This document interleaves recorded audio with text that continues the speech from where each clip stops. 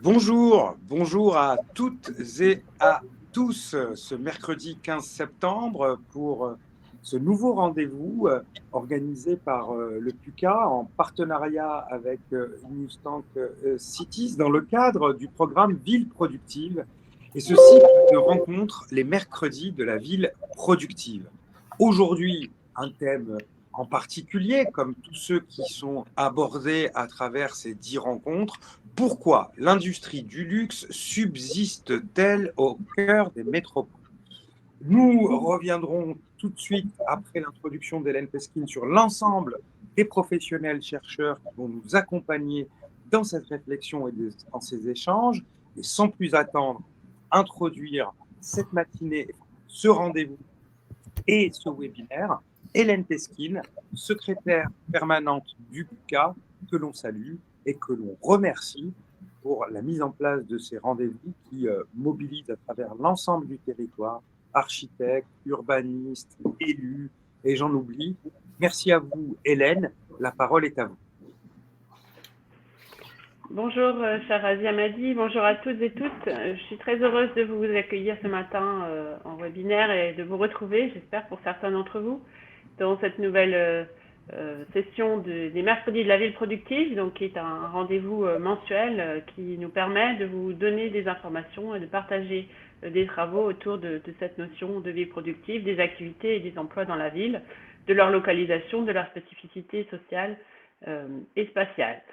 Ce matin, vous l'avez entendu, on est sur un sujet très spécifique, un peu singulier, celui de l'industrie du luxe, et pourquoi on est rentré dans cette question avec les chercheurs qui nous entourent dans ce programme, notamment parce que c'est un des secteurs industriels ou artisanaux qui continue d'exister dans les centres anciens, souvent dans des cours d'immeubles, dans des ateliers qui ne sont pas forcément visibles pour le piéton depuis le trottoir, mais qui en fait sont nombreux dans les grandes villes de France et du monde, et en particulier à Paris. Et on s'est intéressé aux travaux proposés par le chercheur Martin Vanier autour de l'industrie du cuir à Paris, qui sont un peu finalement les travaux sources de ce débat de ce matin. Mais pour en parler, pour parler à la fois des ouvriers, des travailleurs de ces secteurs, pour parler des lieux et des ancrages territoriaux de ces filières, nous avons souhaité, comme c'est toujours l'usage dans ces webinaires Ville productive, mettre en débat ces réflexions avec d'autres points de vue, qui sont les points de vue à la fois de l'APUR, avec des travaux sur l'activité productive dans la ville de Paris, mais aussi de la région Occitanie. On en dira un peu plus tout à l'heure, qui est un fournisseur, un approvisionneur de matériaux et de matières premières pour ces industries spécifiques. Et nous avons essayé aussi de mettre l'accent sur la question des travailleurs de ces industries, de ces artisanats, travailleurs assez spécifiques, les mains d'or on les appelle, pour essayer de dresser un petit peu le panorama finalement de cette filière, à la fois spatialement et socialement, géographiquement, depuis le cœur de métropole parisien jusqu'au territoire français, avec des ressources qui sont finalement très fortement localisées en France, puisque c'est une des caractéristiques de ces filières de valoriser le Made in France, mais plus dispersées qu'on pourrait l'imaginer sur le territoire français, avec des origines et des destinations sociales et spatiales très intéressantes à observer. J'espère que ces sujets vont vous passionner comme ils nous passionnent, et je vous souhaite à tous un excellent webinaire. Je repasse la parole à Razia Madi pour présenter nos intervenants. Merci à vous, Hélène Pesquine. Comme vous l'avez déjà annoncé, une palette d'intervenants qui va nous permettre d'aborder de façon panoramique le sujet, tout en restant exigeant sur l'expertise des uns et des autres, comme ils le sont par rapport à ce matériel qui est celui du luxe, certes, mais on va le voir, qui est aussi celui de la manufacture, du métier d'artisan. Vous parliez très justement des mains d'or. En synthèse et conclusion, nous aurons Martin, professeur associé dans cette action recherche, professeur de géographie à l'université Paris-Est Créteil et directeur d'études à Acadie. Il, dans la préparation de ce webinaire, alors que de façon assez traditionnelle, ces chercheurs commencent, lorsqu'il a commencé à entendre dans la préparation de ce webinaire les interventions des uns et des autres, il a dit « je n'introduis pas ». je parle à la fin parce que mettre en perspective ce qui est dit est non seulement passionnant, j'apprends des choses, on apprend des choses, et ceux qui nous suivent sur ce webinaire vont en apprendre. Parce que la première intervention, ce sera François Mort. François Mort, chargé d'études à la Pure et auteur de l'étude Fabriquée à Paris. Alors, on verra qu'au-delà de l'image de carte postale du luxe à Paris, il y a une réalité différente. On verra la réalité, notamment le rapport aux bailleurs, les bailleurs sociaux, la question des politiques qui sont menées. Il y aura une présentation donc du travail de la Pure sur la fabrication à Paris et un zoom sur les activités liées à ce secteur. Ensuite, nous aurons avec nous John Palassin. John Palassin, il est conseiller régional d'Occitanie, mais il est aussi dirigeant de la Pélis. Pélis, c'est un façonnier prêt-à-porter, cuir épauléné. On verra ce qu'est la réalité au quotidien d'une activité située aujourd'hui à Paris. Quelles sont les opportunités? Pourquoi à Paris? Quelles sont les difficultés? Ce qui peut être amélioré? Et puis, dans cette question du luxe et de l'activité productive en centre urbain, évidemment, comment ignorer la question, entre guillemets, de la main-d'œuvre, pour ne pas dire la main d'or, et la question de l'emploi. Et avec nous, Inès Mesmar, qui est fondatrice de l'association La Fabrique Nomade. C'est une association d'insertion qui a des partenariats avec les plus belles signatures aujourd'hui, mais pas seulement du monde de la mode, et qui travaille avec des artisans migrants dans les métiers rares. Nous verrons une présentation de l'activité et les opportunités et difficultés. Nous reviendrons évidemment avec Martin Vanier, comme je le disais en introduction de mon propos. Mais sans plus attendre, François Mort, pouvez-vous nous présenter le travail de la Pure sur la fabrication à Paris, avec ce zoom sur les activités liées à ce secteur industriel, artisanat d'art, textile, etc. On va avoir des cartes, je le dis pour ceux qui nous écoutent, qui sont passionnantes, que je vais projeter et que vous nous avez transmis en parallèle de votre intervention pour essayer de saisir la réalité territoriale et sociale de cette activité dans le cadre de ce cycle initié par le PUCA. François Mort, la parole est à vous et j'attends votre top pour la projection de vos supports. Très bien. Et bien voilà, donc je suis urbaniste à l'Atelier parisien d'urbanisme, qui est l'agence d'urbanisme de Paris et de la métropole du Grand Paris. Alors il y a 3 ans, la ville de Paris nous a demandé de nous pencher sur les activités industrielles présentes encore à Paris. Et les documents que je vais vous présenter sont tirés de l'étude, comme vous l'avez dit, de Fabriquée à Paris, qui est sortie il y a à peu près 2 ans. Alors, on peut dire que Paris a une tradition manufacturière très ancienne, puisqu'avant la Révolution française, le secteur artisanal était déjà très développé depuis pratiquement la création de la ville, et coexistait avec les manufactures royales.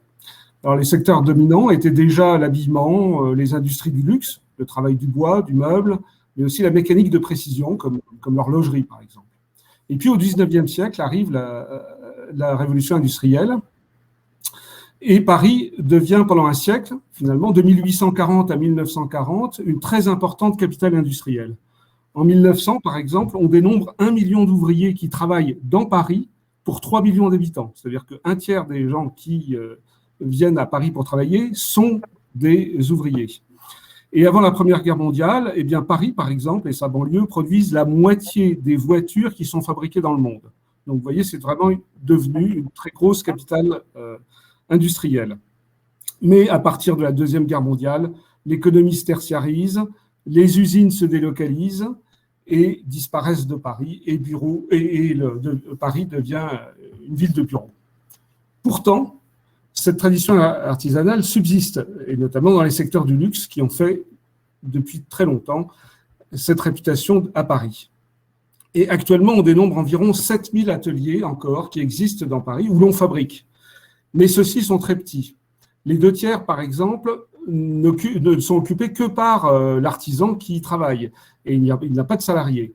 Et il n'y en a seulement que 1500 qui ont des salariés, et seulement 100 sans établissement qui ont plus de 10 salariés. Donc, vous voyez, c'est des tout petits ateliers qui subsistent dans Paris. Alors, en plus de ces ateliers, qui représentent à peu près 20 000 emplois en tout dans Paris, de fabrication, finalement, de fabrication dans l'artisanat d'art, dans l'imprimerie, dans la mode, dans l'horlogerie, Eh bien, il y a aussi des hôtels industriels, dont on reparlera tout à l'heure, et où il y a à peu près 10 000 emplois, ce qui fait donc un total de 30 000 emplois dans la fabrication à Paris. Et alors, selon ces différentes activités, artisanat d'art, mode, textile, etc., on a réalisé un certain nombre de cartes de localisation grâce au fichier Sirène, grâce au fichier de la Chambre des métiers et grâce à des études, à des enquêtes de terrain qui permettent de localiser donc ces principales activités. Alors, sur la première carte, l'artisanat d'art et l'imprimerie, ça représente 750 établissements qui sont globalement éclatés dans tout Paris, comme vous voyez, et la grosseur des ronds correspond au nombre de salariés qui sont dans ces établissements. Et donc, on voit quand même une certaine prédominance dans l'Est parisien, dans le 11e arrondissement. Et les imprimeries qui sont en jaune apparaissent assez nombreuses sur la carte. Deuxième carte, la mode, la maroquinerie, la fabrication textile. Donc là, c'est 2500 établissements qui sont recensés et qui sont concentrés principalement, comme vous voyez, dans le centre rive droite de Paris. Donc Paris est vraiment en concurrence là avec les très grandes capitales de la mode que sont New York, Milan ou Londres. Mais Paris reste véritablement la capitale de la mode. Et malgré la délocalisation à la fin du XXe siècle de très nombreux ateliers de fabrication ailleurs, en banlieue, en France, etc., cette production reste quand même très présente à Paris. Elle rassemble 50% des emplois de la région Île-de-France dans ce secteur. Donc vous voyez que ça reste très présent à Paris. Malgré la délocalisation de grandes maisons, d'ateliers de grandes maisons en proche banlieue, comme Chanel et Hermès à Pantin, ou bientôt Chanel à Aubervilliers. Troisième carte, tout ce qui concerne la bijouterie, la joaillerie, l'horlogerie. Donc, c'est là, très rapidement, c'est 1200 établissements qui sont répartis finalement en trois grands pôles. Celui autour de la place Vendôme, vous voyez à l'ouest, donc où ce sont les grandes maisons de joaillerie. Un peu au-dessus, autour de la rue Lafayette, où ce sont des artisans qui travaillent pour ces grandes maisons et qui travaillent souvent en étage. Et puis, tout le quartier Beaubourg-Temple, dans le 3e arrondissement, où là, c'est plutôt tout ce qui concerne la fabrication de bijouterie fantaisie. Et puis, une dernière carte qui est sur la décoration de la maison, le bois, le travail du bois, l'ébénisterie, où on voit que le Faubourg Saint-Antoine est toujours privilégié pour ces activités. Voilà en quelques mots cette introduction sur les établissements à Paris de fabrication.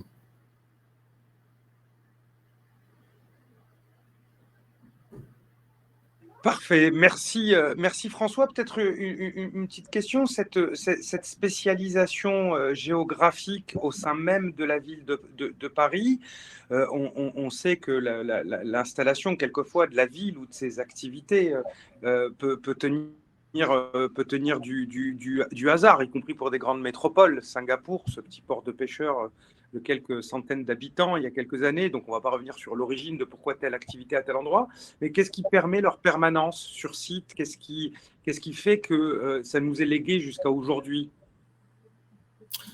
Je pense parce que les ouvriers, il y a de très bonnes formations à Paris, tout d'abord, dans ces différents métiers. C'est la place de Paris, finalement, qui est importante. C'est-à-dire que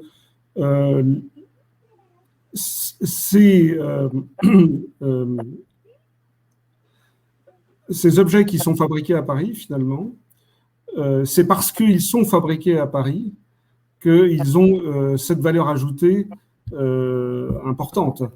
C'est cette cartographie que nous avions vue dans la préparation du webinaire, en effet, sur le marché du luxe, la connexion avec les territoires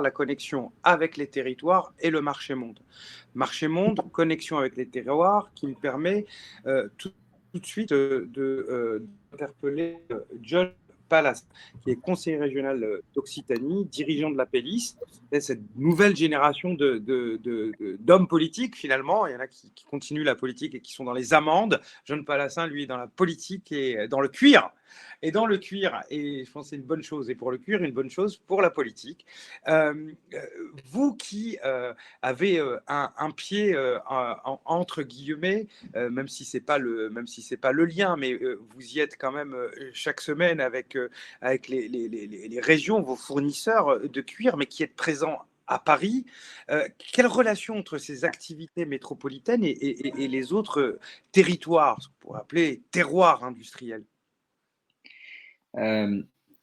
Bonjour à tous, merci Razi. D'abord, je voulais vous remercier de vous intéresser à un sujet ce matin qui nous est cher parce que c'est notre vie professionnelle et dont on a le sentiment que c'est parfois un petit peu invisible quand on lit et quand on se promène dans Paris ou dans la ville. Donc, pour l'histoire rapidement, avec mon associé, nous avons repris un petit façonnier parisien. L'histoire est assez classique. 8 personnes dans le quartier des Fourreurs, l'ancien quartier des Fourreurs qui faisait partie des quartiers évoqués par François More, autour du Faubourg Poissonnière, au nord du Sentier. Les peaux et les fourrures, c'était vers le Faubourg Poissonnière. Le chêne et trame et le flou, le tissu, c'était le Sentier. Et en étage, dans un appartement d'habitation, travaillaient 8 personnes depuis 30 ans pour fabriquer pour des très grands donneurs d'ordre voilà, des modèles en cuir épauléné. Alors, qu'est-ce que ça veut dire? Ça veut dire des perfectos, des robes, des manteaux en mouton, des pantalons et toutes les pièces, les kits ou les composants qui peuvent être en cuir sur un vêtement pour des donneurs d'ordre d'un très haut niveau. Donc, on s'inscrivait dans un écosystème ancien et en même temps, les donneurs d'ordre nous disaient « vous devez changer ». Donc, nous avons déménagé dans un hôtel industriel de la RIVP. Nous avons investi pour être parfaitement à niveau, plus en étage, en rez-de-chaussée pour les livraisons, etc. C'est des petites choses, mais c'était clé avec de bons services communs. Donc, nous avons réalisé tout ça. Pourquoi est-ce que, et souvent les gens qui se sont intéressés d'un peu loin au sujet et qui nous posent par curiosité la question, pourquoi est-ce que vous avez fait ça? Parce que Paris, c'est plus cher. Paris, c'est plus cher. Les salaires à Paris sont plus chers. Livrer et produire des pièces à Paris, c'est plus cher. Si on martèle du cuir ou si on fait fonctionner des machines, compte tenu de la densité, les voisins sont plus proches. Il y a une stratégie industrielle derrière notre projet qui peut peut-être être intéressante pour vous, qui est de dire que même si les salaires, les charges sont un peu plus élevés qu'ailleurs en France, il y a un avantage considérable à être dans Paris, et je pense que là, j'aimerais faire écho à ce que disait François More et ce qui a été dit par Razi Hamadi en introduction, c'est que Paris, c'est une capitale mondiale considérable pour l'immatériel de la mode. C'est-à-dire que l'actif immatériel, la concentration de maisons, d'histoires, de groupes qui ont transformé, développé des entreprises et des ateliers qui existent en gros depuis Louis XV ou parfois un peu avant, est une puissance considérable. Et donc, cette puissance immatérielle fait que plusieurs fois par an, toutes les personnes qui décident dans ce secteur, que ce soit en termes de création ou industrielle, vont passer à Paris. Y compris certains en formation vont vouloir être formés ou vivre quelques années à Paris parce que c'est un des endroits où il faut être. Et donc à Paris, quand on produit les pièces qui vont être créées et d'un point de vue matériel, si on s'intéresse à l'activité matérielle qui va découler de cette puissance immatérielle, des marques et de l'ère du temps, pour lesquels nous sommes encore des leaders. Il y a la concurrence de New York, de Milan, bien sûr, de Londres, mais Paris est toujours Paris, sans faire de mauvais jeu de mots.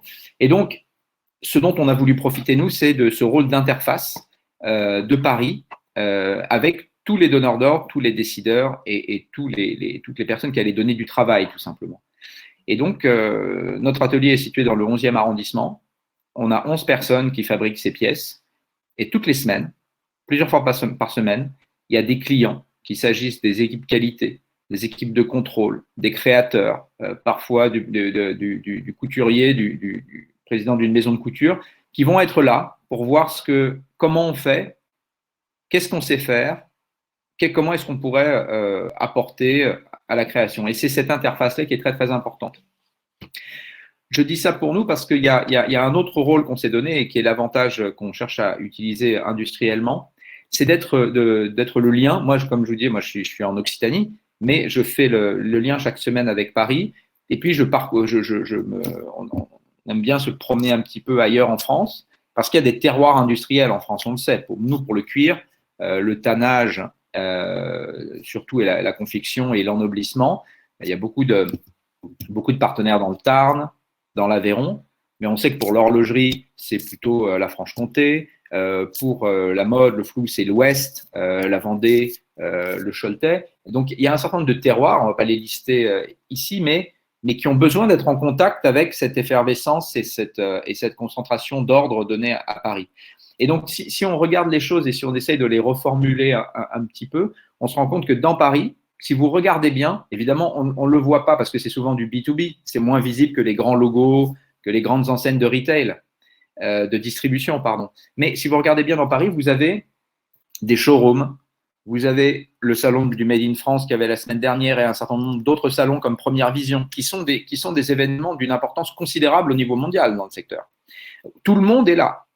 Vous avez l'Institut français de la mode, qui est une magnifique réussite parce qu'on a concentré les moyens en formation, en expertise, qui est aussi un point de concentration. Et vous avez les entreprises privées qui, tout simplement, ont un local à Paris où ils viennent de temps en temps pour être proches pour pouvoir montrer des matières, montrer des montages, montrer des propositions à leurs clients qui sont là pour la Fashion Week. Et donc, vous avez ces sortes de comptoirs des terroirs industriels qui sont dans Paris et qui font qu'en fait, c'est comme dans un système nerveux. Paris est vraiment la synapse où s'échangent les informations, les ordres, le travail. Et nous, il nous arrive souvent de donner des ordres depuis notre atelier parisien à des sous-traitants ou des partenaires qui sont partout dans le territoire national. Et nous travaillons comme ça. On garde l'accès à l'information, les informations que nous donnent nos partenaires quand ils passent prendre le café, tout simplement. Je disais en plaisantant que parfois, il y a les lieux d'habitation de ces cadres d'entreprises donneurs d'ordre n'est pas très, très loin de notre atelier. Donc, sur le chemin entre chez eux et leur lieu de travail, le siège ou les équipes de conception, ils passent prendre un café, on discute, ils vérifient 2-3 pièces et puis ils repartent. Et là, il y a des échanges d'informations importants. Vous nous disiez, dans la préparation de ce webinaire, y compris et notamment peut-être même plus particulièrement dans votre métier, l'installation de l'antenne à Paris ou l'installation pour ceux qui sont dans votre secteur, quelquefois poursuit cet objectif de se situer sur une ligne de métro pertinente qui fasse le lien avec cette première couronne de l'Est parisien. On voit ces grands noms s'installer à Pantin et autres, Martin et François peut-être y reviendront, Inès aussi, et finalement ce cœur de Paris manufacturier, c'était en effet très intéressant en termes de localisation et de positionnement, ce ne serait-ce que pour garder ce contact et partager ce café qui permet d'avoir une vision au quotidien et prendre le pouls du secteur. Alors là, c'est très concret. C'est sûr qu'on a souhaité être sur la ligne 5 ou la ligne 7, pour être très précis, pour pouvoir aller à Pantin, pour pouvoir aller dans le nord de Paris, pour pouvoir aller à Aubervilliers. Il faut qu'on puisse aller facilement dans le 8e arrondissement. On est à un jet de pierre du Marais et de la rue de Bretagne et du Haut-Marais, où se passe pas mal de choses aussi. Et tout simplement aussi, il faut qu'on ne soit pas trop loin de Châtelet et de Gare du Nord, parce que nos salariés qui vivent dans l'Est, en première couronne, en grande couronne ou ailleurs, il faut qu'on puisse être près d'un centre névralgique. Donc tout ça était très important.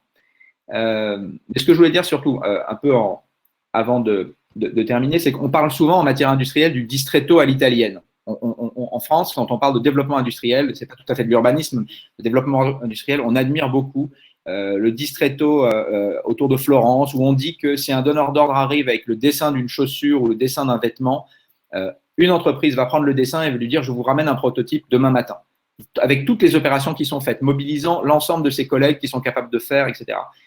Le même tissu existe en France, le même tissu existe à Paris. C'est ce qu'on essaye de faire et c'est tout à fait possible. Il faut simplement qu'on en soit fier, qu'on le revendique, cette dimension proprement matérielle qui est la continuité avec des salaires intermédiaires, des salaires industriels, des machines, des savoir-faire, qui mobilisent en effet les structures de formation parisiennes, mais qu'il est parfaitement possible de le développer. La clé, c'est évidemment les travailleurs qualifiés. On en parle tous les jours aujourd'hui pour l'industrie. Évidemment, nous sommes à l'affût des apprentis motivés que nous pouvons recruter, des diplômés de l'IFM, de la fabrique, des lycées professionnels, dans notre cas du lycée Turcutil. Mais au-delà de ça, c'est vrai que on a été, par le partenariat qu'on a noué avec Inès, qui va prendre la parole ensuite, je pense, on est extrêmement attentif aussi au savoir-faire qui peuvent arriver au gré des migrations, et que nous avons découvert parfois des talents qui nous ont fait gagner parfois 10 ou 15 ans d'expérience. Parce que concrètement, derrière les difficultés de communication, la détresse aussi, ou les difficultés matérielles tout simplement, il y a une expérience professionnelle dans des pays où ces savoir-faire-là sont très présents.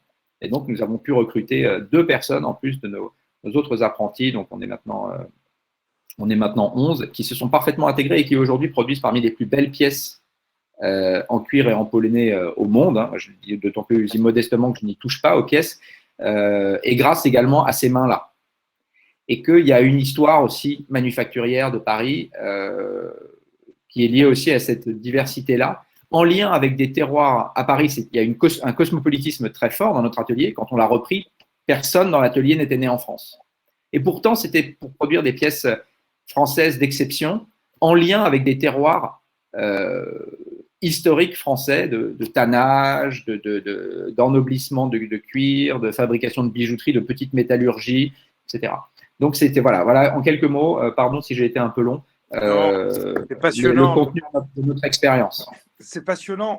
On reviendra aussi, puisque vous avez brillamment fait la transition avec notre prochaine intervenante, hein, Inès Mesmar, fondatrice de l'association La Fabrique Nomade, puisque l'enjeu des ressources humaines à travers le volet emploi qualifié est évidemment au cœur des exigences et des besoins des activités, y compris que l'on soit en ville ou pas, mais avec une donne toute particulière en ville, puisque les sujets restent aussi liés aux difficultés d'installation. On y reviendra dans un deuxième tour de parole avec notamment François Mort sur les leviers de l'action publique, et notamment dans la préparation de ce webinaire. John, vous nous expliquez ces difficultés, notamment avec ces salariés d'exception et leurs difficultés à se loger.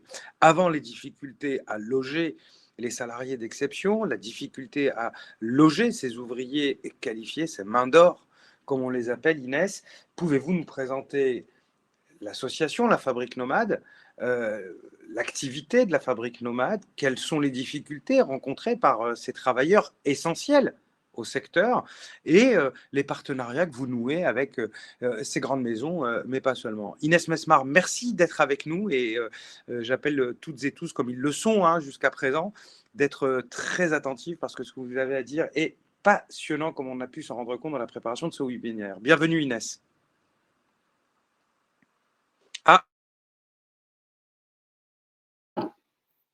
Bonjour à tous. Merci Razi. Merci pour cette invitation et de me donner l'opportunité de présenter le travail de La Fabrique Nomade dans le cadre de ce webinaire. Donc, je suis Inès Mesmar, je suis fondatrice de l'association La Fabrique Nomade qui est née en 2016.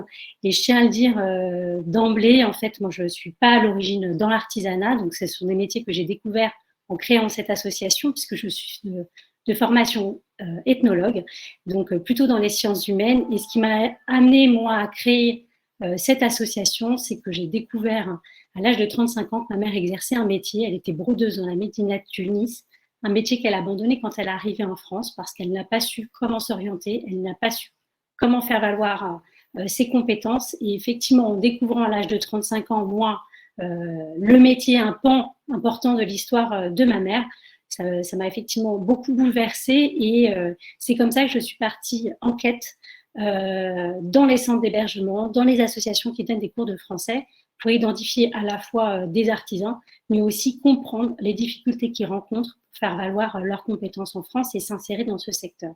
Et effectivement, en traversant Paris et en voyant en fait ces campements sur les trottoirs parisiens, on était en 2015 et donc c'était vraiment au moment du pic de la crise migratoire, que j'ai eu cette intuition très forte qui, sans doute, parmi ces personnes, il doit y avoir des artisans qui, comme ma mère, ont des difficultés, effectivement, à faire reconnaître leurs compétences. Et à travers cette enquête et ces entretiens, je me suis rendu compte qu'ils partageaient des freins communs, qui sont évidemment la barrière de la langue, ça paraît évident, mais aussi la méconnaissance du marché, l'absence de réseau professionnel. Et puis, et là, c'est à travers une enquête que j'ai menée dans les structures qui accompagnent vers l'emploi, c'est que ces personnes qui cumulent à la fois les freins de la langue, l'absence de réseau, la méconnaissance du marché, eh bien, elles vont, et la non-reconnaissance de leurs compétences professionnelles, elles vont être très facilement orientées vers des secteurs en tension qui sont le ménage, la sécurité, le BTP, la restauration, enfin voilà, tous ces métiers qu'on imagine assez facilement et qui vont en fait produire non seulement de la déqualification professionnelle, donc de la perte de compétences, puisque ces personnes, au fur et à mesure des années, s'inscrivant plutôt dans un mode de survie et d'urgence, puisqu'il faut trouver un emploi pour pouvoir se nourrir et se loger rapidement, vont abandonner leur métier et vont aussi produire d'autres conséquences qui sont de la perte d'estime de soi, de la perte de confiance, jusqu'à des conséquences véritablement de santé psychique. Et donc, à la suite de cette enquête, je crée cette association avec l'objectif véritablement d'agir pour leur insertion professionnelle, pour répondre à la fois à leurs besoins, mais aussi à un autre besoin du territoire, qui est ces difficultés pour les maisons et pour le secteur de manière générale de l'artisanat, d'avoir effectivement des personnes qui ont une expérience, des compétences à faire valoir et effectivement pouvoir répondre aux besoins de recrutement de ces entreprises on va dire dans une grande majorité du secteur de l'artisanat et en premier lieu dans le secteur de la mode. Donc l'association a commencé tout d'abord par une action d'accompagnement, d'insertion professionnelle et puis au fur et à mesure des années, on a perfectionné notre accompagnement qui est aujourd'hui devenu une formation certifiante de 9 mois qui permet aux artisans de valoriser leurs compétences et aussi de les adapter au marché français, c'est-à-dire d'intégrer des nouvelles méthodes de travail, des nouvelles façons de faire, parce qu'évidemment, le métier de bijoutier ne s'exerce pas de la même façon au Cameroun qu'en Érythrée, qu'en France. Donc, les techniques ne sont pas les mêmes, parfois les matériaux ne sont pas les mêmes, et donc c'est toute une réadaptation de ces artisans au marché français. Et dans le cadre de cette formation, ils travaillent en collaboration avec des designers et ils co-construisent un objet, une création qui va être à la fois un support pédagogique pour leur permettre de gagner en compétences et de comprendre comment ils vont travailler en France, mais également un support de promotion, puisqu'à travers ces collections, on les fait connaître. On les fait connaître auprès des entreprises, auprès des acteurs de ce secteur. Pour la petite précision, on est installé aujourd'hui dans une voûte au Viaduc des Arts, donc dans le 12e arrondissement de Paris. Et ce n'est pas un lieu anodin, puisque c'est un haut lieu de l'artisanat d'art où logent d'autres artisans français. Et pour nous, c'était très important d'avoir cette vitrine-là pour mettre au même niveau nos artisans avec d'autres artisans et créer ainsi des synergies et effectivement une visibilité auprès de ces acteurs. Cette formation s'est effectivement bien développée, comme je disais. On a accompagné plus d'une 50aine d'artisans représentant plus de 20 savoir-faire différents et issus de 28 pays du monde. Ça montre sur une action qui est relativement modeste encore aujourd'hui, une très grande diversité des savoir-faire et une très grande richesse. L'Île-de-France, on va dire Paris, mais plus largement l'Île-de-France, est la première région d'accueil des migrants en France, des migrants réfugiés. Et donc, effectivement, on est, nous, un petit miroir de cette richesse qui arrive sur notre territoire et qu'on valorise et que l'on valorise à travers la mise en avant de ces métiers et de ces savoir-faire. En deuxième action, on a développé une activité de fabrication sur mesure. Pourquoi ? pour montrer en fait qu'en investissant ces savoir-faire, on pouvait créer la richesse et de la valeur ajoutée pour le territoire en montrant de manière très concrète quel savoir-faire ils pouvaient apporter. Et donc des entreprises, et notamment les maisons, et j'en viendrai ensuite à parler du partenariat avec le groupe LVMH, eh bien, nos artisans réalisent des œuvres d'art, des pièces de fabrication qui vont être ensuite, des pièces de création qui vont être ensuite produites en série limitée ou même en plus grande série. Et donc, il s'agit à travers cette activité de fabrication de montrer très concrètement comment leur savoir-faire s'inscrivent dans une activité économique. Et enfin, nous avons une activité également et principale d'insertion, puisque l'objectif de ces deux actions, à la fois de fabrication et de formation, est évidemment l'insertion professionnelle sur le marché du travail. Et donc, tout le travail que nous faisons, c'est de nous connecter aux différents acteurs, aux entreprises sur tout le territoire français et pas uniquement en Île-de-France, pour que nos artisans puissent trouver leur juste place en France et qu'ils puissent s'inscrire dans leur métier. Puisqu'il y a une chose qu'on a véritablement constatée depuis ces 5 ans que nous accompagnons ces artisans réfugiés, eh bien, c'est que le métier est une part importante de notre identité, de leur identité. Ce sont souvent des métiers passion. Et véritablement, le métier est un vecteur d'intégration dans la société de manière générale et pas juste d'insertion professionnelle, puisque le métier étant un véritable moteur, véritablement une énergie de vie pour ces artisans, eh bien, cela permet de lever les freins qui sont la langue, qui sont les difficultés sociales, parce qu'ils sont tenus à l'intérieur d'eux de cette énergie de vie qui les nourrit de l'intérieur véritablement. Et pour nous, voilà, le métier, c'est un véritable moteur d'insertion professionnelle. Merci Inès. Allez-y, excusez-moi, je vous ai interrompu. Vous aviez Oui, un point à rajouter, je crois. Oui, c'est concernant le partenariat avec le groupe LVMH, donc avec qui aujourd'hui nous collaborons depuis 2019, qui est venu à notre rencontre au moment du lancement de notre collection Trade Union 4 et effectivement qui est intéressé par l'action que nous menons dans l'objectif de valoriser et de préserver ces savoir-faire qui viennent de partout dans le monde et avec qui nous collaborons avec un certain nombre de maisons, à la fois pour soutenir l'action de formation que nous menons en termes de mécénat de compétences avec des artisans d'art, mais aussi avec des créateurs, avec des collaborations directement avec des maisons sur des activités ou des actions de fabrication, donc là où on répond à des demandes, à leurs besoins en proposant des prestations. Nous avons notamment réalisé une œuvre avec un artiste pour une commande du groupe LVMH et qui a associé 5 artisanes de savoir-faire très différents et effectivement sur l'insertion professionnelle également, de créer des passerelles entre leur maison et nos artisans. Et je pourrais citer 2 artisans, notamment une couturière qui est aujourd'hui en CDI au sein de la Maison Dior. Voilà. Belle réussite individuelle, réussite collective, et on voit à quel point l'alchimie entre la mobilisation à la fois de leviers sociaux au profit de compétences qui font l'avantage comparatif, compétitif et qui préservent, y compris la notion de patrimoine des savoir-faire au sein des entreprises, est essentielle. Merci notamment pour cet aspect-là des choses présenté au grand jour, Inès, et auquel vous contribuez au quotidien. Alors, je vais revenir vers vous dans un deuxième tour de parole, mais je m'oriente tout de suite en direction de Martin Vanier. Martin Vanier, professeur de géographie à l'Université Paris-Est Créteil, directeur d'études à Acadie. Je rappelle que ce dispositif de recherche-action au travers de la ville productive menée par le PUCA, eh bien, ce sont des universités, ce sont des chercheurs en face des praticiens, le PUCA, des territoires avec à chaque fois une thématique, la trame, la ville productive et l'ensemble de ces facettes, ici, le luxe.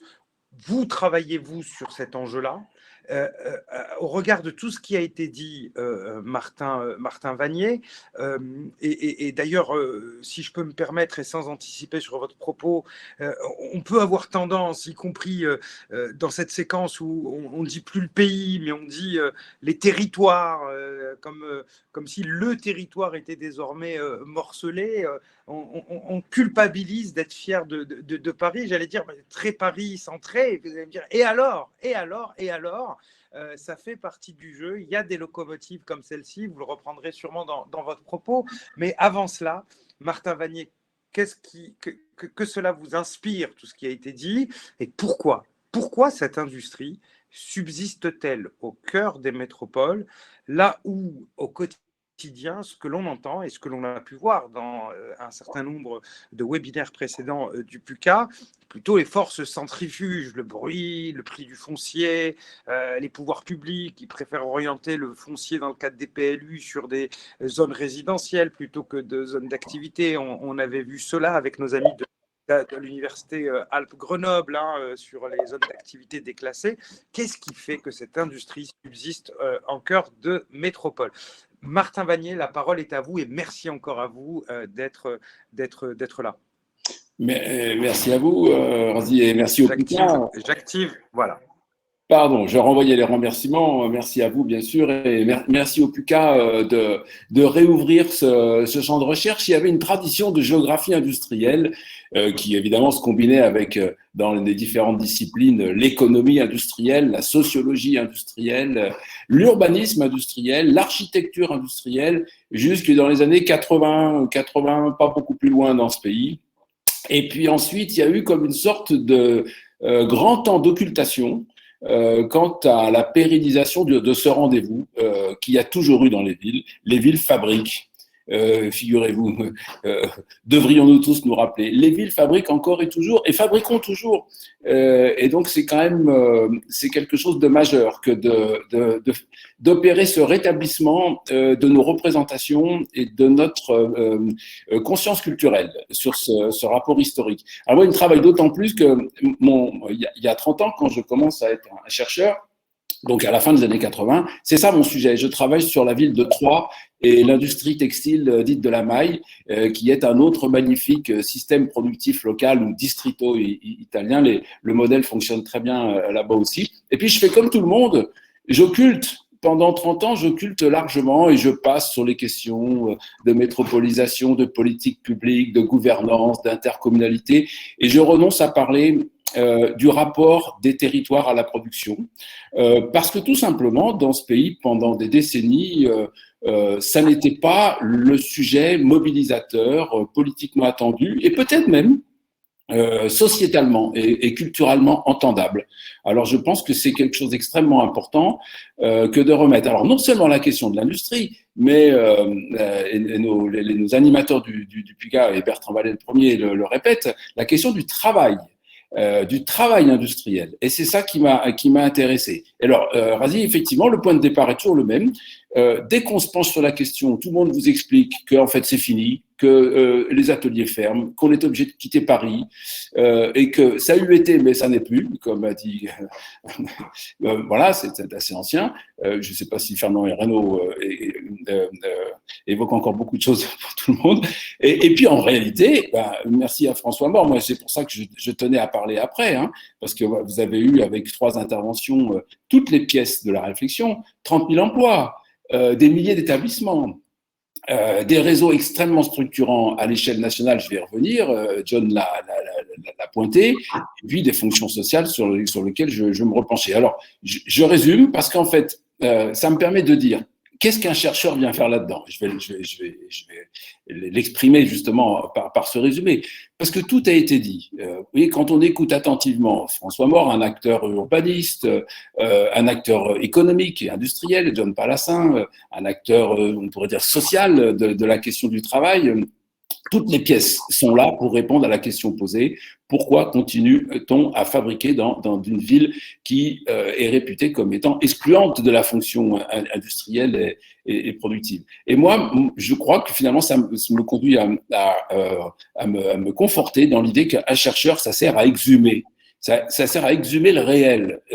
On pourrait presque dire les vérités. Il y a des vérités. Il y a une vérité ouvrière dans cette ville. Sauf que, bon, voilà, et pour un tas de raisons qui seraient intéressantes d'ailleurs d'analyser comme telles, on l'occulte. On la voit pas. Ça a été dit dès le départ par Hélène Peskin. Elle a dit, c'est pas forcément visible. C'est même préférentiellement rendu invisible assez systématiquement, physiquement, et socialement invisibles. Ces 30 000 emplois, faut quand même bien ouvrir l'œil pour les repérer dans Paris, d'autant qu'évidemment, ils arrivent le matin, il n'y a pas que le soir, et ils passent leur vie parisienne dans des ateliers qui sont généralement effectivement pas avec pignon sur rue. Alors, moi, mon boulot, c'est ça, c'est de rendre visibles les réponses. Razi, ce qu'on a entendu, alors je ne reviens pas sur le Made in Paris, c'est le point de départ et tous les interlocuteurs qu'on a eus jusqu'à présent insistent beaucoup. Il y a quelque chose de très intéressant sur comment le Made in Paris est né et comment il s'adosse à la volonté de grandeur absolutiste. Ça a été dit par John, Louis XV, même peut-être en fait Louis XIV déjà, et l'effet de centralisation extrême. On a là un produit sans doute involontaire de ce que nous traînons par ailleurs politiquement, c'est-à-dire ce rapport à la centralisation parisienne qui fait qu'à un moment donné, oui, peut-être, mais ça crée une ambiance économique, productive, commerciale et culturelle exceptionnelle. À vous entendre, j'ai essayé de forger le mot qui pourrait remplacer le technopole, parce que on peut pas dire, ça va pas du tout, que Paris est un technopole du luxe, ça le fait pas. C'est une sorte de culturopole du luxe, et ce depuis des siècles. Et alors là, quand on est adossé à des siècles de culture, on peut se dire que c'est pas dans les 15 prochaines années que des phénomènes immobiliers renversants vont effacer tout ça. Je ne reviens pas sur cette dimension. Je note, pour ma part, deux autres explications qui m'apparaissent fondamentales. Un, ce que Inès vient de dire et John l'a aussi souligné, à savoir le cosmopolitisme ouvrier de cette ville, qui est sans pareil en France, qui a des équivalents ailleurs dans le monde, mais très très peu nombreux, et qui a aussi des racines qui nous renvoient à notre rapport à l'accueil, au flux migratoire, à nos politiques de ce que c'est qu'être français ou de devenir. Et Inès a parlé de sa famille, je ne vous parle pas de la mienne, mais il y a des raisons historiques à cette capacité ouvrière qui renouvelle en permanence des horizons qui ont beaucoup été l'Europe centrale et l'Europe orientale dans l'entre-deux-guerres, et maintenant, voilà, Inès a parlé de ces ouvriers qui arrivent d'Afghanistan, de ouvriers et ouvrières, beaucoup, de Syrie et d'ailleurs. Donc, moi, je trouve que ça très, très judicieux aujourd'hui que de répéter ceci. Une des branches majeures de la production de la valeur ajoutée irremplaçable en France est nourrie de la capacité cosmopolitique de la capitale. Voilà, ça renvoie à un autre débat sur les prénoms en France qui se distribuent aujourd'hui. Oui, mais là, on a quand même beaucoup intérêt à continuer à cultiver et à cultiver comme la prunelle de nos yeux ce cosmopolitisme urbain. Il est rare et donc il est précieux à Paris. Ça, c'est la deuxième raison. La troisième a très bien été dite par John. C'est cet effet réseau. Parce que le distrito italien dont il a parlé, dans sa figure archétypique, bon, ça date de théorie du début du XXe siècle, d'Alfred Marshall, c'était relooké dans ce qu'on appelle les systèmes productifs locaux. C'est une dimension très territoriale, un peu des régions productives. On en a une forme parisienne là très typique, c'est-à-dire hyper concentrée et polaire sur la ville, pour toutes les raisons que je viens de dire, et connecté à un réseau national qui va chercher ces fameux terroirs. L'expression est juste, Razi, parce que ce sont des terroirs industriels qui sont attachés à des bassins d'emploi également bien spécifiés et aussi à des ressources locales. Et pour ce qui est du travail du cuir, c'est la question des peaux qui est posée et de l'approvisionnement en peaux de très très haute qualité qui se trouvent, alors certes un petit peu ailleurs aussi qu'en France, mais il y a des très belles places sur la pocerie et la tannerie en France. Et donc, le succès de Paris et la force pérennisée de sa position mondiale sur un certain nombre de secteurs, c'est son excellent adossement à un réseau très précieux là aussi. Et les grandes firmes ne sont pas les dernières à l'avoir repéré. Je pense à Hermès en particulier, qui est présent dans de nombreux établissements en France. Cet adossement à ce réseau productif des petits bassins, qui eux aussi sont très discrets finalement, et aussi assez invisibles. Alors, je termine, je suis trop long, avec deux pistes qui me semblent alimenter les réponses demain. Pourquoi ça va continuer à tenir dans Paris et à maintenir 30 000 emplois quand même, c'est pas rien, 30 000 emplois de production manufacturière en plus, c'est-à-dire effectivement ce fait main qui est essentiel. Moi, j'ajouterais probablement deux facteurs. Le premier est peut-être en cours, le deuxième, c'est une bataille. Le premier, c'est l'effet métropolitain de la dynamique actuelle. Vous l'avez dit les uns les autres, Pantin, Aubervilliers, il faudrait rajouter d'autres communes dans la liste. Aujourd'hui, l'avenir du fait main à Paris, il se joue plus que dans Paris. Il se joue aussi avec au moins la première couronne, et parfois des étirements un petit peu plus lointains à 5 ou 10 kilomètres.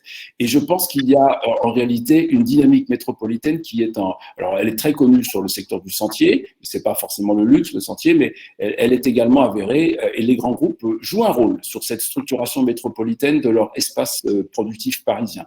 Premier sujet. Et alors le deuxième sujet, c'est là où Inès travaille et complètement, enfin, fait son job, et c'est l'enjeu du programme quand même tel qu'il a été, du programme de recherche sur la ville productive, c'est le confortement de cet espace social, parce que finalement, pour finir, cette affaire, c'est pas un espace urbain, sinon on le verrait. C'est pas une zone d'activité, on la verrait. C'est pas une matérialité dans la ville. C'est dans les arrière-cours, dans les immeubles, dans les rez-de-chaussée, les hôtels industriels, certes, mais souvent beaucoup plus diffus. Et donc, c'est pas à proprement parler un enjeu d'urbanisme, c'est un enjeu social. Si cette activité se pérennise, c'est parce que nous saurons conforter l'espace social qu'il construit. Et par espace social, j'entends par là l'endroit qui fait que 30 000 travailleurs, souvent ouvriers, il y a des qualifications et des salaires plus élevés, mais beaucoup ouvriers très très qualifiés bien sûr, mais pas non plus avec des salaires mirobolants comme vous pouvez vous en douter, trouvent des conditions d'accès, de vie et de logement dans la ville et aux alentours qui permettent à ces mains d'or effectivement de continuer à construire cet espace social. Et ce confortement, alors là par contre il ne va pas de soi, ça c'est sûr, comme vient de nous l'expliquer Inès, et à la question posée au départ Razi, pourquoi ça se maintient? Parce que, et à condition que nous soyons capables de travailler au confortement de cet espace social productif. Merci beaucoup Martin pour entre guillemets cette synthèse avec la plus-value de vos apports, en tout cas pour ce qui est aujourd'hui de ce qui permet, ou en tout cas l'écosystème qui permet à ce que cela perdure. Alors, avec nous, et je salue l'ensemble des participants, beaucoup de gens en région, on salue nos amis de l'Institut national des métiers d'art, l'Université de Lille, de nombreux aménageurs qui sont inscrits et suivent, les PT aussi. On ne va pas tous les citer, mais on les salue. Intéressant aussi de voir des opérateurs, y compris du luxe. Inès, sauf contre-ordre, on demande vos coordonnées, on transmet. Oui, bien sûr. Bon, voilà. C'est toute la magie aussi du PUCA, c'est les actions recherche. Certes, il y a la recherche, mais aussi l'action, une concrète. On se retrouve là pour discuter et échanger, et tout de suite, il faut immédiatement que vous me transmettiez les coordonnées d'Inès. Alors, c'est une autre structure, ils sont plus à Asnières. Voilà. C'est une grande marque, mais leur atelier est à Asnières. Comme on ne l'avait pas cité, je le cite, ce qui me permet de saluer Camille, qui est avec nous aussi. Bien, ce domaine de la politique publique que vous avez commencé à caresser dans votre conclusion, Martin, elle a un élément fondamental, c'est-à-dire qu'on se rappelle du rapport de Lynn Cohen-Solal sur la mode, plus particulièrement fabrique industrielle. On voit qu'il y a un rôle à jouer, on le voit lorsque on prépare ce webinaire sur les enjeux de formation, les enjeux de logement, mais on va voir avec François Mort qu'il n'y a pas que ça. Il n'y a pas que ça, et notamment à Paris, je pense qu'il va le dire mieux que quiconque ici, que ce soit au travers des enjeux que ce soit à travers des enjeux de label, que ce soit à travers des politiques menées notamment par les bailleurs. François Mort, qu'est-ce qu'on peut recenser aujourd'hui comme action parmi les plus marquantes des politiques publiques qui soutiennent, favorisent et permettent, cher François, le développement de cette activité au cœur même de nos villes, plus particulièrement de Paris? Alors, merci. En fait, comme vous vous rendez compte, Paris est une ville extrêmement dense. C'est même sans doute la plus dense d'Europe, voire une des villes les plus denses du monde. Et donc, l'industrie, l'artisanat, depuis la fin de la Seconde Guerre mondiale, est en concurrence pour trouver sa place avec les bureaux, avec les logements, et naturellement, est moins intéressant, c'est moins donne moins c'est plus d'investissement, c'est à la fois plus d'investissement et c'est beaucoup moins rentable, si vous voulez, que de faire des bureaux ou de faire des logements. Et donc, la municipalité parisienne s'est rendue compte de cela. Et au moment de cette forte désindustrialisation de Paris, au moment aussi où commençait la crise économique dans le milieu des années 70, a décidé d'aider l'industrie et l'artisanat en construisant ou en rénovant ce qu'on appelle des hôtels industriels. Et si vous voulez bien montrer la carte, il y a une quarantaine d'hôtels industriels depuis environ les années 75 qui ont été construits ou rénovés à Paris, surtout dans l'Est. Et tous ces projets sont portés par les bailleurs sociaux. Alors, ce n'est pas cette carte-là, excusez-moi, c'était la dernière carte, avec des petits carrés.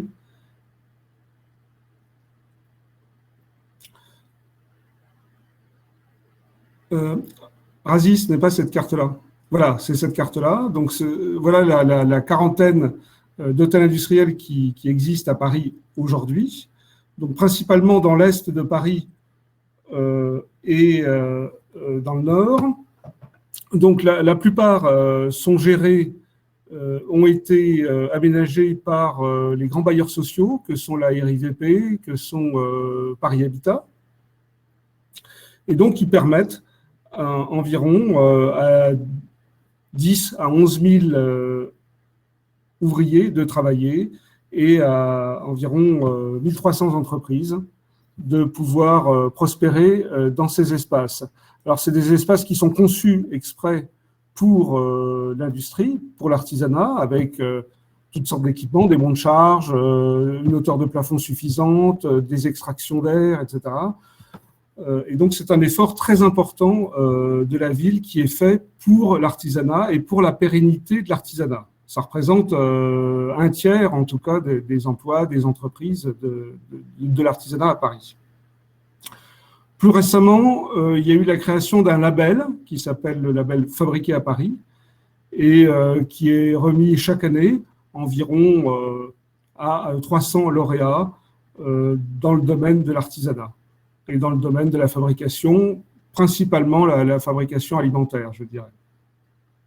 Et puis, il y a un certain nombre d'aides financières qui ont été mises en place avec la Banque publique d'investissement pour aider aussi des entreprises à Paris ou en proche banlieue à avoir un projet de fabrication innovant, du prototypage, ce genre de choses. Voilà à peu près les grandes actions qui sont faites de la part du public pour aider l'artisanat à Paris. Merci, merci François pour ces éléments. Je me permets de reprendre aussi peut-être un ou deux éléments plus particuliers. Il y a parmi ces hôtels industriels, l'un d'entre eux qui vous tient particulièrement à cœur, c'est le 4-18 évidemment, lorsqu'on a évoqué la question de la logistique et des aménités que celui-ci permettait.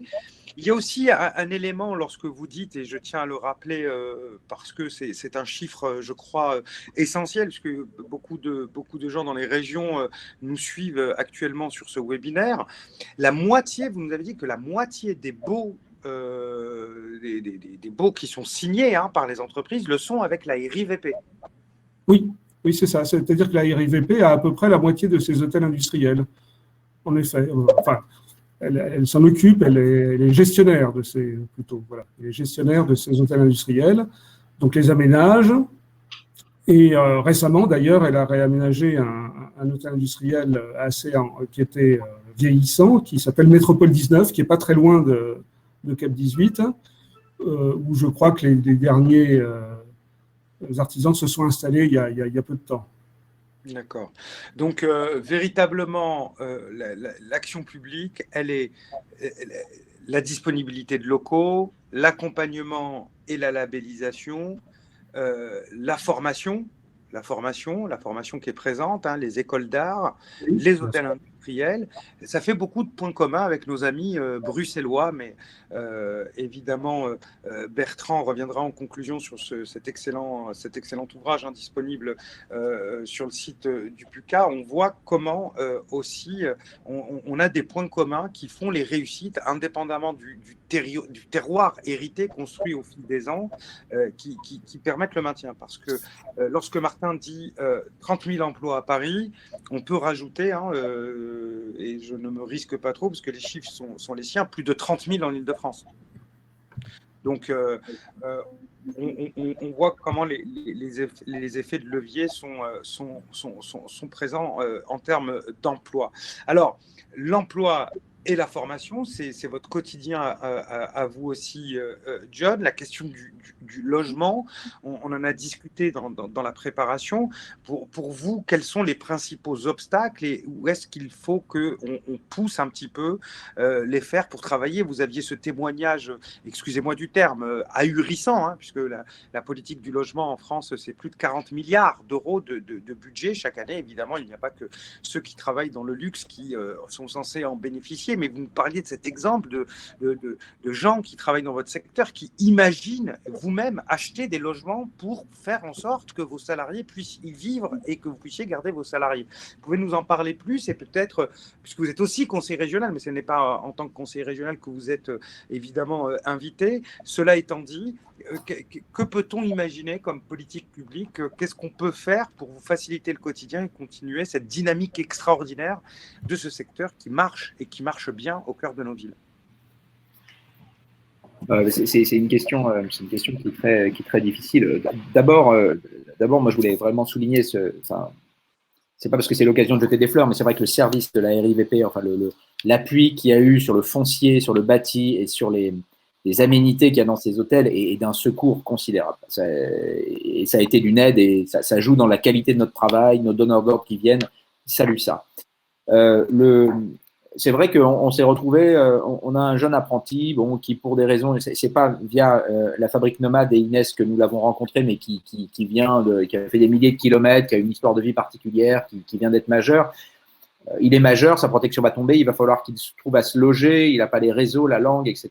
Là, on est tout simplement confronté à un problème de logement et on se demandait, tiens, est-ce que ça ferait sens économiquement nous-mêmes d'investir dans un logement? Mais c'est pas ahurissant, c'est ce qu'un certain nombre d'industriels paternalistes fait à la fin du 19e. On n'est pas sûr que ça marche parce qu'on ne va pas immobiliser notre argent pour faire ça. Mais enfin, on a ce problème de logement, mais j'ai envie de dire comme tout le monde, mais il faudra peut-être qu'on s'interroge sur le rôle de ces emplois-là dans la société en général. C'est-à-dire que c'est des revenus intermédiaires, c'est peut-être le chaînon manquant entre les métiers dont parlait Inès, qui sont sous tension, qui ne sont pas toujours très bien payés pour commencer, et où les gains de productivité sont faibles, alors que chez nous, si on fait 10% de gains de productivité, tôt ou tard, la discussion et les négociations salariales dans l'entreprise vont conduire à des augmentations. Donc, vous avez un rôle de ce secteur-là dans la société qui invite peut-être à traiter la question du logement de ces salariés clés, peut-être différent. En tout cas, on a un sujet de logement, mais j'ai envie de dire à Paris comme tout le monde.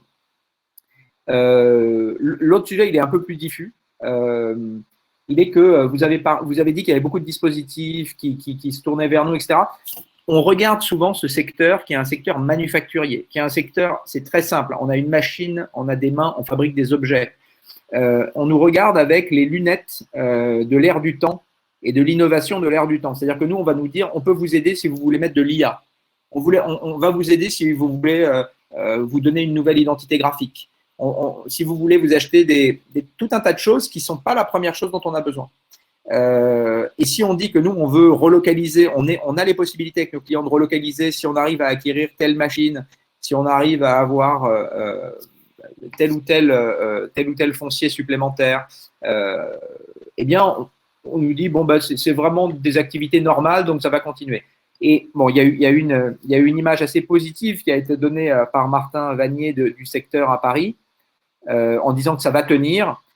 Je ne suis pas chercheur, mais ce que je ressens, c'est qu'il faudra peut-être apporter une nuance, c'est-à-dire que ces entreprises sont toutes petites.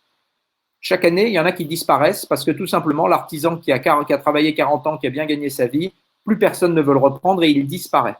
Ça, c'est du travail qui part à l'étranger. Et les grands donneurs d'ordre, quand ils voient les structures leurs partenaires devenir de plus en plus petits et disparaître, ils s'habituent à travailler avec des pays où cette industrie-là est mieux structurée. Donc, c'est difficile parce que des entreprises de moins de 20 personnes, de moins de 10 personnes, c'est très dur à appréhender pour les pouvoirs publics, comment les aider, comment les faire monter en puissance. Et pourtant, le nerf de la guerre, il est là. Comment les structurer, comment les associer entre elles pour qu'elles puissent gagner en profondeur industrielle, financière, qualité. Mais peut-être si je pouvais profiter de la tribune, entre guillemets, pour inviter les uns les autres à regarder ce secteur avec des yeux un peu neufs. C'est un secteur manufacturier qui est clé pour que, par exemple, nos grandes maisons françaises continuent à fabriquer des pièces à Paris et en France.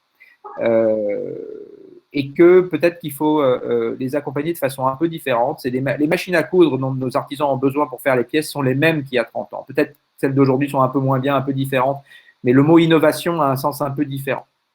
Et qu'il y a peut-être à s'interroger sur la façon d'examiner ce secteur-là. Peut-être l'inviter à se concentrer un petit peu, à se professionnaliser sur des fonctions qui ne sont pas les fonctions habituelles. Nous, on n'a pas besoin de community manager. On n'est pas dans la French, on n'est pas dans la Startup Nation. On est plutôt dans les vieilles entreprises qui existent depuis toujours et qui s'améliorent et dont la valeur est patrimoniale. Et c'est pour ça que les gens désirent nos produits. Et donc, on est dans la old nation, nous. Et peut-être qu'il y a une aide singulière à apporter. Et je suis désolé de ne pas pouvoir être plus précis, mais c'est ce qu'on ressent. Voilà. C'est George Orwell qui disait « Il y a dans le monde de nos pères des choses valeureuses et prestigieuses qui valent la peine d'être défendues. » Parce qu'il n'aimait pas ce couplet, vous vous rappelez, du passé, faisons table rase. George Orwell, cependant, grand progressiste devant l'éternel. Inès Mesmar, vous, au quotidien, les pouvoirs publics, vous êtes en contact avec eux, parce que j'imagine que il y a des mains d'or, l'entreprise va garder, problèmes de logement et problèmes de régularisation, comment ça se passe par rapport au marché, enfin, par rapport aux certifications, en tout cas au classement en termes de métiers tendus. Enfin, qu'est-ce que vous auriez, si vous aviez le ministre de l'économie ou le ministre aujourd'hui en charge de l'emploi, vous voudriez, quel est le message que vous voudriez faire passer et comment faciliter les choses puisque vous êtes demandé, il y a un besoin et vous apportez quelque chose grâce à ceux que vous accompagnez? Alors nous, juste pour préciser, on intègre dans le parcours des personnes qui sont déjà régularisées, dont tout le parcours administratif, on va dire, est réglé. Mais une fois que ça c'est réglé, eh bien en fait, c'est pas terminé. Tout commence presque, puisque après toute la demande d'asile, etc. Eh bien en fait, ils arrivent dans une situation où, en gros, ils ont un hébergement qui est normalement de 6 mois, reconduit si nécessaire, et ils ont une urgence de trouver tout de suite le premier emploi, d'où la difficulté, en fait, de trouver un emploi qui va être dans leur secteur. Donc, très souvent, ils vont s'orienter vers d'autres métiers. Et la question du logement, elle est évidemment centrale. Nous, nos prescripteurs, qui sont plus de 400 sur l'Île-de-France, nous orientent ces artisans dans le cadre de la formation que l'on propose. Et évidemment, la question, alors ils sont dans l'hébergement provisoire qui dure parfois très longtemps. Je pense à une famille, à un de nos artisans ébénistes qui est resté plus de 4 ans dans une chambre d'hôtel avec ses 4 enfants, sa mère et sa sœur, pendant 4 ans, une pièce qui fait à peine 13 mètres carrés. Et ils ont vécu comme ça pendant 4 ans. Grâce ensuite à la formation, tout le travail qu'on a mené vraiment en lien avec l'intervenante sociale et son assistante sociale, de finalement réussir à obtenir un logement social dans le 78, parce qu'il était déjà, lui, dans le 78. Donc, c'est vrai que c'est une vraie difficulté, c'est une vraie angoisse pour ces personnes que l'on accompagne, puisqu'ils sont dans la vulnérabilité tout le temps. Et que c'est vraiment une vraie difficulté. Donc, si j'ai en face de moi le ministre de l'économie ou le ministre du logement, il y a une deuxième difficulté qu'on a, c'est celle de la mobilité. La mobilité aussi par rapport à l'emploi, puisque les emplois sont parfois à Paris, parfois en Île-de-France, mais parfois ailleurs, parce qu'on a parlé de ces terroirs industriels et il existe des zones où il y a des vrais besoins de recrutement. Comment on arrive à accompagner ces personnes dans l'installation sur d'autres territoires quand elles ont le minimum on va dire, de relations sociales communautaires ici qu'elles ont réussi à constituer à leur arrivée en France. Et comment on accompagne là? Et là, nous, on est face à d'autres difficultés qui sont quand on n'a pas de permis, quand on n'a pas de voiture, quand on n'a pas les moyens de se déplacer sur d'autres territoires, comment on fait pour les accompagner? Et là, je dirais que j'ai plus des questions que des réponses. Là, on est en train de construire des solutions avec des structures comme France Terre d'Asile et d'autres acteurs pour voir de quelle manière, à la fois ici, où déjà notre enjeu, c'est d'arriver à garder le logement l'hébergement pendant toute la durée de la formation et un petit peu après pour leur permettre d'avoir un petit peu le temps de trouver un emploi.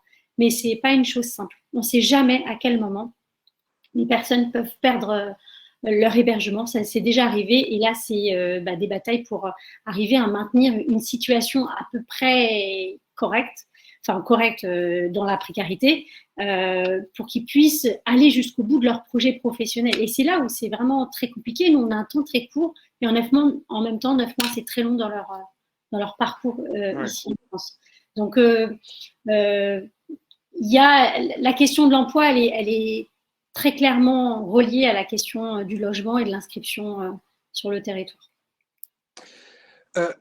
Un autre point, Inès, qu'on a vu dans la préparation de ce webinaire, c'est le rôle moteur aussi du territoire et de la ville de Paris.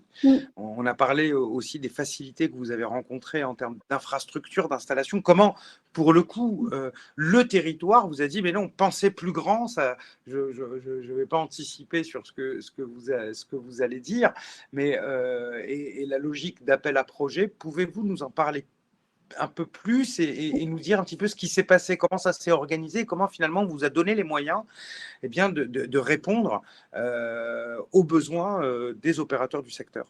Oui, alors nous, comme je disais dans la présentation, on a installé au Viaduc des Arts, donc c'est là où il y a des voûtes, où sont installés des artisans, où il y a déjà une politique particulière pour permettre de pérenniser l'installation des artisans au cœur de Paris, donc avec quand même un tarif on va dire, en deçà du prix du marché, donc avec une certaine facilité qui est donnée aux artisans. Et nous, on a bénéficié des mêmes conditions, c'est-à-dire qu'on n'a pas eu de soutien spécifique sur notre installation au Viaduc des Arts, mais avec néanmoins une porte qui nous avait été ouverte puisqu'on a pu s'installer de manière éphémère pour tester notre activité dans un premier temps, puis ensuite pouvoir déposer un dossier et nous installer plus durablement.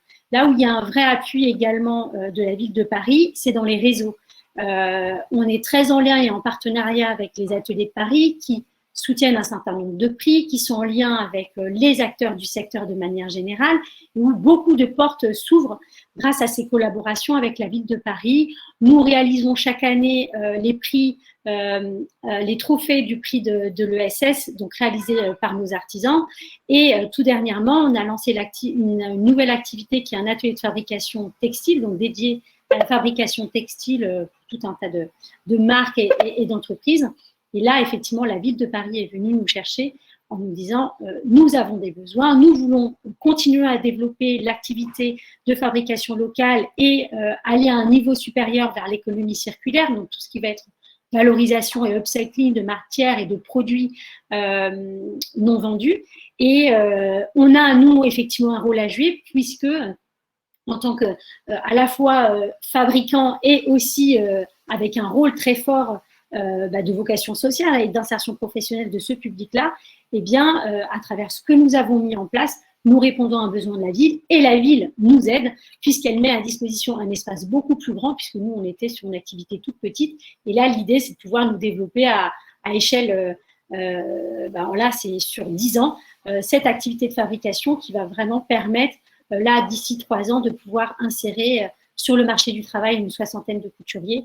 Donc, c'est à la fois par des aides très concrètes de locaux avec des tarifs de loyer qui sont très, très intéressants et qui nous permettent, nous, de viabiliser notre modèle économique et faire en sorte que cette activité, qui est à la fois une activité économique, mais aussi et surtout une activité d'insertion professionnelle, de pouvoir se développer et se déployer sur le territoire parisien. Merci beaucoup Inès. Martin, peut-être un mot de fin ou d'autres. On s'achemine doucement vers la conclusion de ce webinaire. Je suggère à Hélène Peskin de réenchasser tout ça dans une vision du programme que je n'ai pas. Et je vous promets de revenir bientôt vers tous les partenaires qui nous écoutent avec des résultats de recherche très humainement nourris grâce à notre enquête assez ethnologique du milieu dont on vient de parler. Merci beaucoup. Martin, merci. John, merci. François, merci. Inès, merci. À l'ensemble des participants, vous avez été plus d'une centaine à nous suivre sur ce sujet très spécialisé. Hélène, une remise en perspective et je proposerai, une fois n'est pas coutume, à Bertrand Vallée, qui, avec les équipes du PUCA, pour le PUCA, on est en contact permanent dans la préparation de ces webinaires et sans lui, eh bien, ça serait très difficile d'être professionnel vu l'expertise à chaque fois nécessaire sur chacun des débats et leur préparation. Bertrand, merci. Il nous dira un mot sur le prochain rendez-vous et puis aussi sur une publication dont je vous parlais au tout début. Hélène Peskin. Oui, merci Razi. Je ne serai pas trop longue. D'abord, pour remercier vraiment chaleureusement tous nos intervenants. Je crois qu'on a appris vraiment beaucoup de choses ce matin dans un temps limité. Vous avez fait l'effort d'être concis, mais quand même très précis. Donc, encore un grand merci pour cet effort de présentation et de partage d'expérience. Simplement pour dire que ce programme sur la vie productive qui se construit aussi un peu en marchant, il était parti de la question des lieux du travail dans la ville et de la place des travailleurs, et c'est une illustration, je trouve, remarquable que cette réflexion sur l'industrie et l'artisanat du luxe pour mettre en avant et révéler des sujets qui finalement sont assez peu identifiés, assez peu connus, à la fois parce qu'ils sont invisibles, comme disait Martin, dans l'espace urbain public, en tout cas, parce qu'ils sont à côté des sujets de politique publique les plus couramment mis en avant à la fois par les collectivités locales d'ailleurs, et par les cercles industriels ou en tout cas économiques et par les acteurs de l'État également. Et donc, ça révèle quelque chose.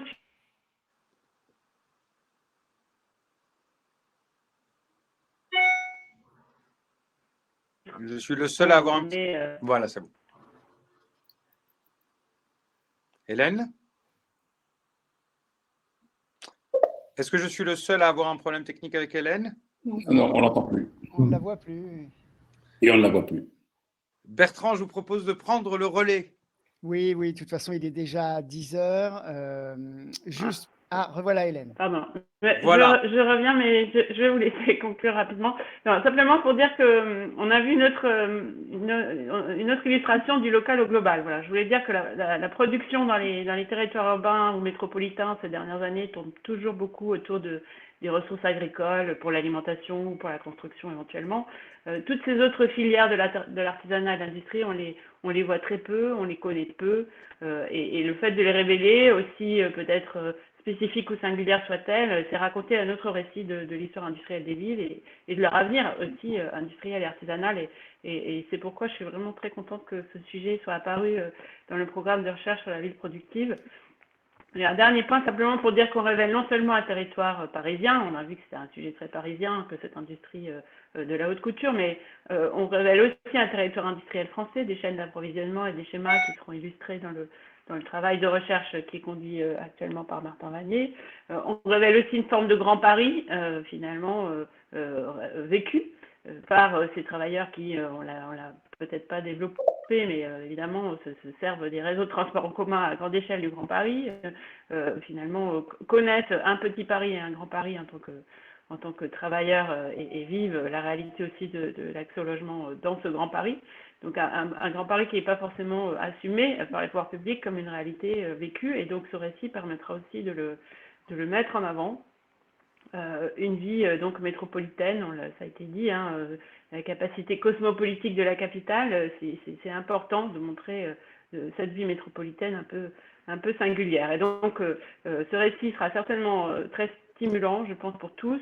On voit que les outils, ça a été dit, existent pour le faire vivre et pour le préserver. Et je retiens aussi la remarque de John Palassine sur le fait que c'est pas forcément gagné que de protéger, préserver cette activité. Si on souhaite que des emplois populaires se maintiennent dans les grandes villes, il faut réfléchir à ces outils, les déployer, les développer. Et je crois que tous les non-parisiens qui nous écoutent, bien qu'ils aient été très immergés dans la métropole parisienne ce matin, pourront en tirer aussi peut-être des éclairages et des enseignements intéressant. Voilà, je ne serai pas plus longue, il est 10 heures. Bertrand, peut-être pour le prochain rendez-vous. Et puis, encore un grand merci à toi pour tout ce que tu fais pour faire vivre ce programme sur la vie productive. Bien.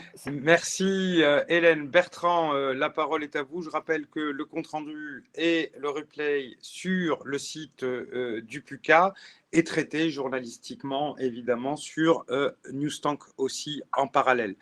Bertrand Vallée, le mot de conclusion est à vous.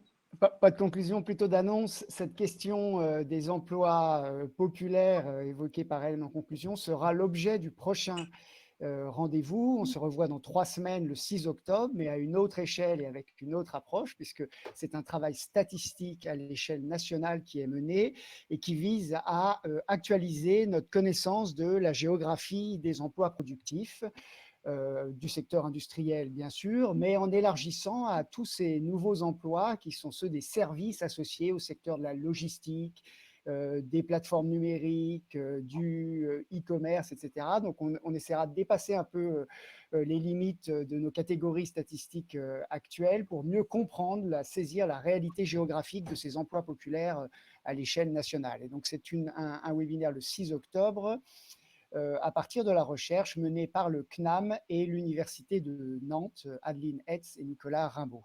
Voilà, et juste un dernier mot pour vous annoncer la parution là en cette rentrée, d'un ouvrage avec notre partenaire CityDev, qui est un opérateur bruxellois. On a eu l'occasion de faire intervenir son directeur général, Philippe Antoine, à la séance de mai. C'est un ouvrage monographique qui présente les leviers activés à Bruxelles pour maintenir des activités productives sur le territoire régional.